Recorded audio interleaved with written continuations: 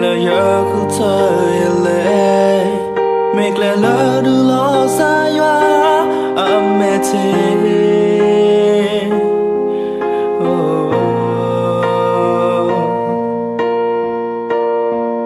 giờ lu bé đã giờ ta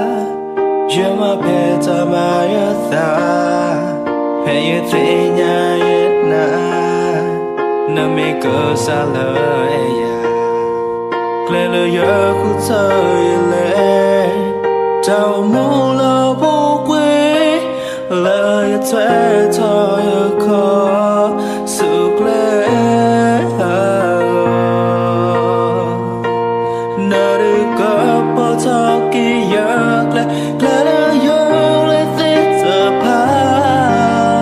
mẹ cho mẹ đã xa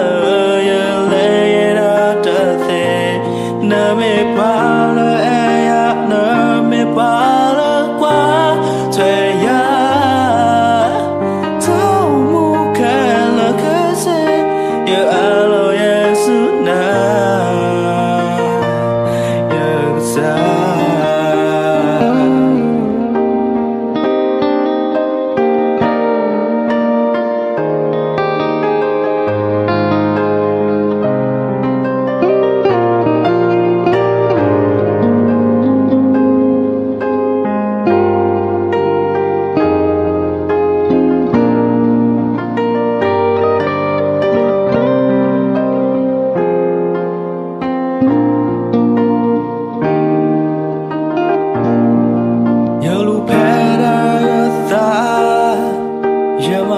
ta ba ya ta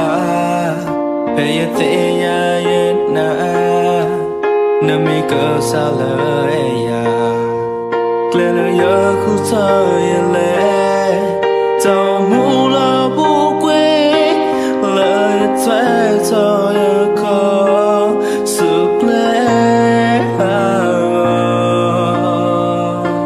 nơi được có bao thao kỳ giờ lẽ là giờ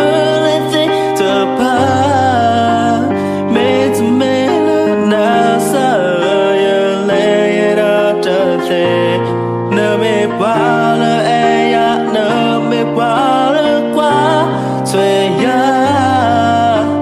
tao mu kẻ là cái gì ya alo Yesu na ta khi thu ta cơ po nơ mê ve mê u đơ nơ lê cơ po ya lê lơ ta khi